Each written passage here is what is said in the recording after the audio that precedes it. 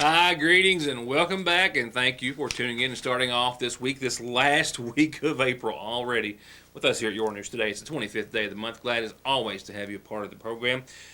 Tonight, we'll talk about dry air continuing tonight, a cold front kind of drooping into the area that will give us a continued shot over and over again for most of the work week of some showers and thunderstorms.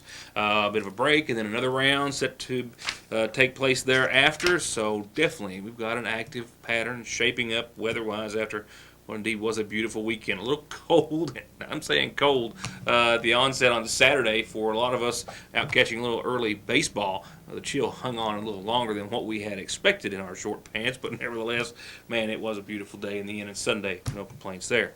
Coming up on tonight's program, the announcement from the State Department, actually the Kentucky Transportation Cabinet, about trees being vandalized and the cost and other associated problems with it. An unusual report that I want to pass along. An ATV accident sent one person to a trauma center via helicopter over the course of the weekend, where it's been learned that he had serious injuries, head and facial trauma, since we have since learned. Also, I covered a lot of ground over the course of the weekend, and a few of those miles were placed or put on going to the fundraiser for Whiskers or Wags. I can go over there every week and come back with something different, and the big barbecue was definitely a report that you'll want to be a part of. We got to talk to Jason Goble and hear about how he is has firsthand knowledge about rescuing animals and why he was a part of the event, and we'll talk about some other major parts of the entire cog, if you will, that keeps Whiskers or Wags running. We'll talk about that and other details on my radar this week. I also, over the course of the weekend, sat down and spoke with, at length, to my knowledge, the only person from McGoffin County to ever run the Boston Marathon. Mike Holbrook was back in town. We had a delightful interview, and I'm putting that together. May have that for you on tomorrow's program. And, of course, the state Supreme Court is to hear oral arguments as it pertains to the 2014 McGoffin County Judge Executive's race, the appeal that was filed, of course, on behalf of Charles Hardin, Judge Executive of McGoffin County. That's set for this Wednesday in Frankfort. We've got a full week ahead, meetings and other events to be covering. So, just like any other week, a lot of news you'll only see if you are here with us each and every weeknight. Before we get to some state and some other local news, let's just go ahead and go on over to the Paintsville Country Club right now, where Saturday was a wonderful evening to be there. They had all sorts of food, folks coming in, donating some funds, carrying out big plates full of barbecue, all for the 4th annual Bow Wow Meow Barbecue. I have to say it at that speed or I just can't get it out. Bow Wow Meow Barbecue that saw, I just now confirmed, their biggest fundraising totals to date. And of course, they started the barbecue back before there was even a shelter. That's how one of the reasons it all came to be. And there are plenty of other reasons that it's working so well. And we'll talk to some of those reasons right now. An awesome barbecue, a big silent auction, and a packed house made for a whole lot of fun and entertainment for the 4th annual Bow Wow Meow Barbecue. This was actually the first, however, since Whiskers or Wags actually opened. And it takes this big fundraiser and a whole lot of other giving and support to keep WOW open. Remember, they took in and found homes for 544 cats and dogs in their first 6 months of operation. As of today, just since the first of this year, 57 cats and 204 dogs, and they were doing intakes today. And as much fun as everyone was having at the barbecue, no one was losing sight of why they were there and what it's taken to get them there and to keep it going. Oh, the people of the community with the things that they have donated towards us, without our county executor, Judge Daniels, we wouldn't have the shelter to begin with. That was a dream come true. When I first moved here, I would see all the dogs either dead on the side of the road or just running loose. Could not figure out, how come they weren't, there was no shelter for these animals.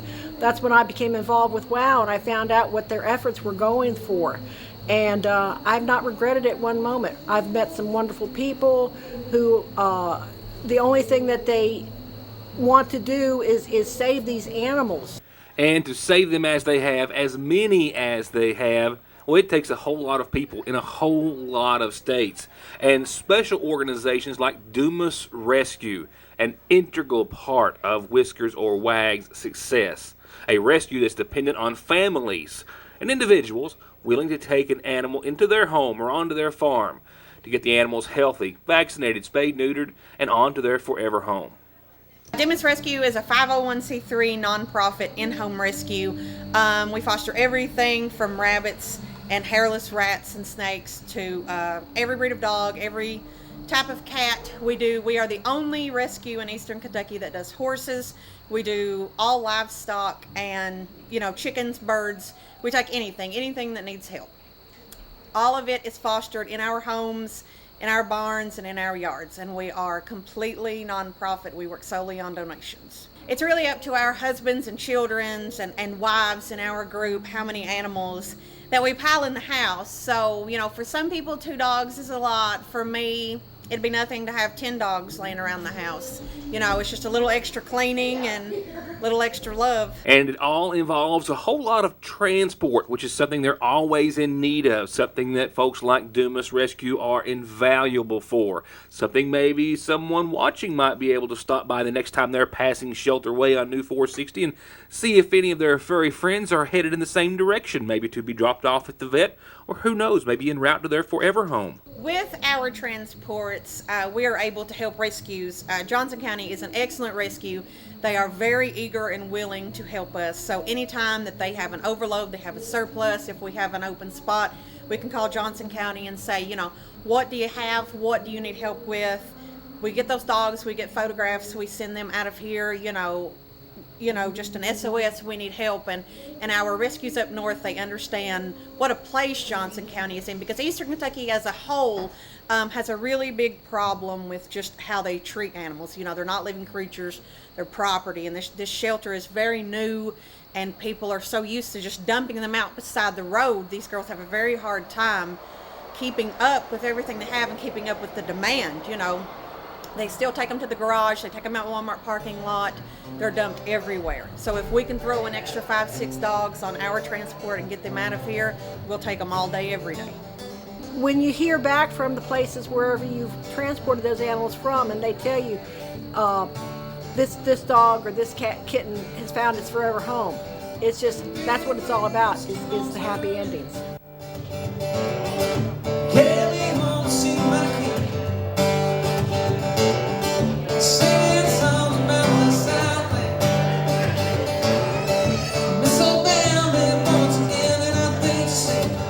And someone who knows firsthand about that extra special feeling you get when you bring home a rescue, because he's done it twice, is Jason Goble, of course, the Eastern Kentucky entertainer, who, by the way, just wrapped up the Ring of Fire performances over the course of a month and a half at the Jenny Wiley Theater, but who made sure to make room on his calendar for the event. This is a cause I believe in. A couple years ago, I was in an apartment, I wanted an animal, and I couldn't really get a dog because of my time constraints and things. And so I went to the shelter and adopted a cat, and I never would have fancied myself a cat person prior to that. But once I got this cat, the thing with a shelter animal, I'd always heard it, and it's the truth. Once they figure out that's their permanent home, there's a definite sense of gratitude that comes across. And I ended up getting a second cat from a different shelter just a few months later. And so now they're best pals, and so now I'm a cat person with 2 rescues. So when they asked me to do this was something I believed in. This is a great thing, it really is, and to see this kind of a turnout at this kind of event's great. That's awesome.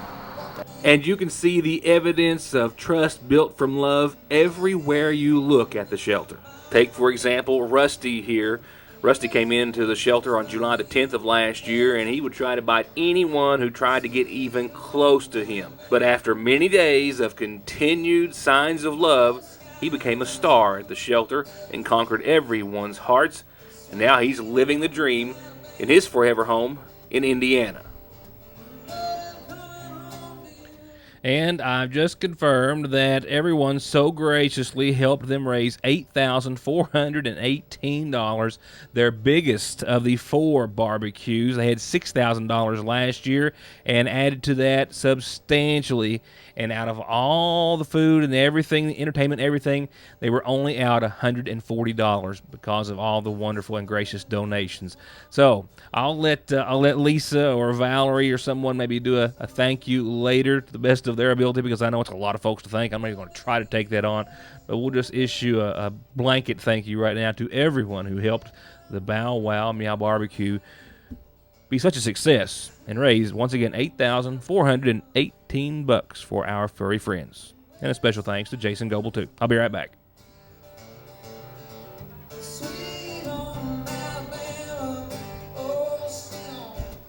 For high-speed internet starting at 15 meg for all of your gaming, movie, home, and business solutions, or to watch TV, including your favorite local channels without a contract, with hundreds of channels and digital and HD quality, and to stay connected 24/7 with friends and family, a direct line to 911, or to give your business the link it needs, choose telephone service you know is always there. Just click on their link on this site to find out how affordable the latest technology in communications can be. Foothills Communications.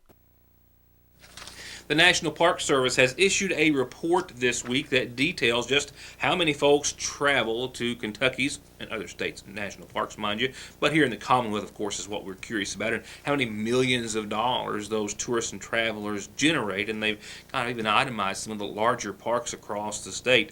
In all, as far as all of Kentucky's national parks and the national park system, 1.7 million people toured and visited them last year in Kentucky, and altogether that generated over $113 million, and yes, I'm talking about just last year. And that, of course, has a direct effect on the economy in other forms. It resulted in more than 1,780 jobs being created or carried on.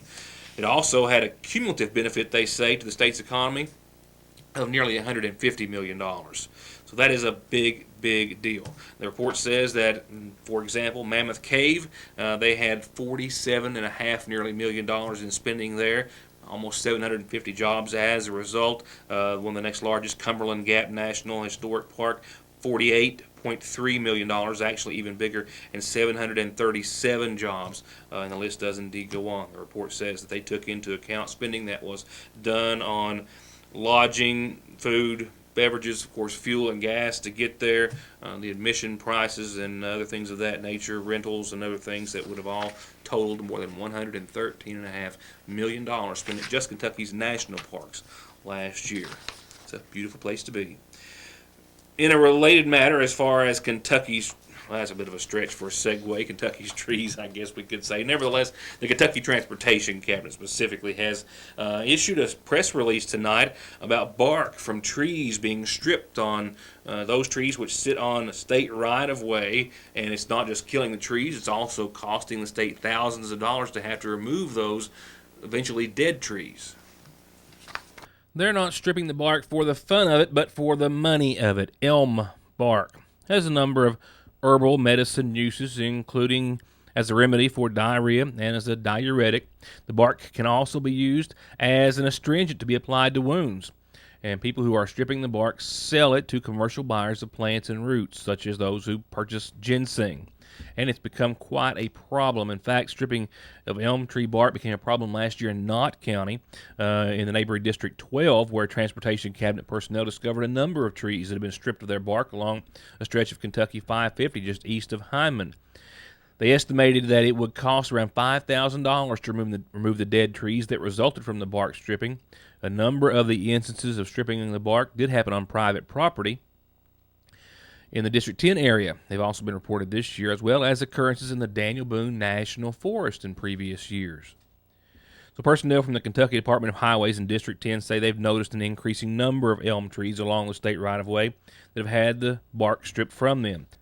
And in addition to it being just an illegal act of trespassing, vandalism, and theft of state property, it's also killing the trees, requiring state forces to have to cut them down at a significant cost. When all the bark is removed from the tree trunk, it will most often die, And Dustin Gum, the agronomist for District 10, says that they are urging anyone who's driving along Kentucky's roads and who happens to see individuals stripping bark from elm trees, or any tree for that matter, along the state highways to contact law enforcement in that area and give a description of the people and the vehicle that they are driving.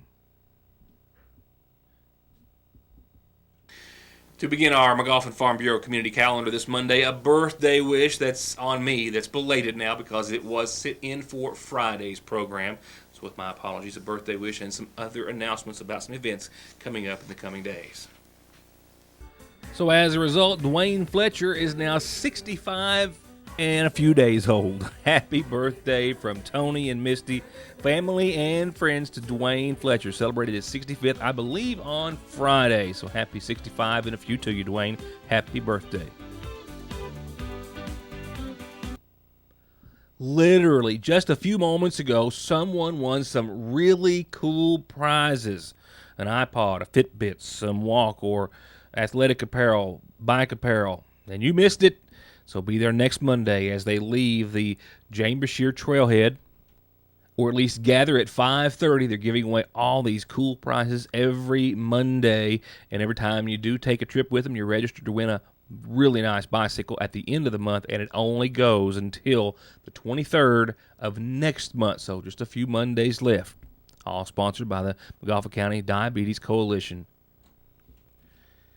From our friends at the District 3 Volunteer Fire Department, they had one not so long ago, and it was a real time. They had a lot of fun, ate well, danced till they couldn't dance any longer, and they've been asked to do it again. So they put together a good old-fashioned square dance at the District 3 Fire Department this Friday night starting at 7:30. The Joseph Family Band will be there. Wendell Hoskins will be calling the dance. It's just $3 to get in, $5 per couple. They'll have plenty of good eats there that you can buy as well. Just a wonderful evening and a wonderful cause at the District 3 Fire Department this Friday starting at 7:30. And a quick reminder, the second annual Sagersville Volunteer Fire Department Bass Tournament is coming up on the 14th, $100 per boat. To find out more, call the fire department at 349-3256. And if you've got a birthday or anniversary or special church, club, or organizational announcement like you just heard, tell me. I'll tell everyone else about it. And two announcements in loving memory on this evening. The first coming in loving memory of Hester Hardingberg on what would have been her 74th birthday, greatly missed and loved by her sister Becky, brothers and sisters. And also in loving memory this evening of Charles Elsey, who's been gone 3 years ago Saturday, and also on what would have been, I believe, their 54th wedding anniversary, from wife Kay, kids, grands, and great-grands.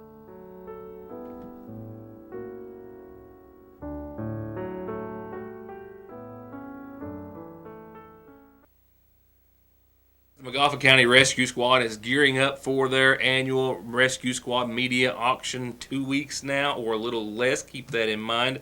They, as well as representatives, members of the Middle Fork Fire Department and other EMS and law enforcement, responded to a four-wheeler accident yesterday. The McGoffin County Rescue Squad was actually with the Middle Fork Fire Department already on an EMS call on the left-hand fork of Punchin when 911 notified them of a four-wheeler accident that apparently involved an ATV that was coming off the Town Flats area onto Route 378. And once the vehicle either hit or got near the blacktop, it overturned. On arrival, we found two patients, a male and a female. Obviously, what they said is that they applied the brakes, and when the brakes caught, it stopped, lurched them, thrown forward into the blacktop, and then the ATV turned over outside. I don't know if they turned on them or not. Reports are that a female passenger on the Honda four-wheeler suffered facial and other injuries, but was said to have been mobile and alert on the scene. However, the male operator of the ATV appeared to be much more serious and was exhibiting signs of serious head trauma. The male subject, on the other hand, had a disorientated mental status. He did not remember the accident. He knew he'd been in an accident, but he could not remember what happened, where he was at. We did some more follow-through on more examination and found that he had trauma to the side of his head, a contusion, and his pupils were not reacting just right. and with him repeatedly saying what happened, there was some mental instability there. As a result, 911 contacted HealthNet, and Kentucky 9 landed at an established landing zone on Route 378. The accident victim was airlifted to the Pikeville Medical Center, where the family reports today that he suffered a skull fracture, a fractured eye orbital, a crushed or injured elbow, and other injuries. So we're glad that we went and sent him on up to a level 3 trauma hospital. Both victims were said to have been in or around their 20s and not wearing helmets at the time of the crash or accident. Well, not much stability in your forecast. It's going to be bumpy, to say the least, throughout much of it. Not all of it, just, throughout much of it. Not today, was it? I had 85 degrees here at the studio. No complaints. Partly cloudy skies tonight. Winds out of the south-southwest, 3 to 5 miles per hour. Just a really nice ending to a pretty nice Monday, right? Tomorrow we'll start off on the same note and even climb to about the same. We'll see partly sunny skies on your Tuesday, and I suspect temperatures right around 80, 81 degrees tomorrow. We'll see 59 for your low tomorrow night. However, you'll notice a chance of showers works its way in. And right now, about a 50% threat of scattered showers and thunderstorms, mainly after 7 tomorrow evening, as clouds will increase and winds will become west-southwest, only 6 miles per hour or so in the evening, but a little more blustier than that should we get in on any thunderstorm activity with the first part of a cold front that's going to kind of droop in here and give us a real shot at some showers and a better shot at some storms midweek, where temperatures are still going to hold tough into the 80-degree range, but we'll have a 50% threat of some showers and thunderstorms early, and that will increase to 70, 75, 80% as the day goes on. So showers likely, thunderstorms quite possible into your Wednesday night even, and even into your Thursday, where it's not going to do much to knock temperatures down as of this time. Still close to the 80-degree mark. Maybe that might be optimistic with the clouds and the showers, but right now that's what we're going to hold to. So says the National Weather Forecast. A low of 53 on your Thursday, and we'll see a chance of showers continuing to the tune of 60%. Those chances will start to wane by Thursday evening. And by the time Friday rolls around, you'll notice a cooling trend and a calming trend. In fact, Friday, partly sunny, 76. Nighttime lows, 52, 53 degrees. Pretty nice Friday, a little bit on the milder side. And for Saturday, the mid-70s stick around. We do have a 20% chance of some showers, increasing to 40% by Saturday afternoon, with temperatures in the mid-70s range. And by Sunday, well, cloudy, showers likely, and thunderstorms possible. That's a wrap for this Monday. A lot of news to come the rest of this week. We'll pick it up next time when we hope to have you back with us for more of Your News Today. Thank you for watching, and have a good night.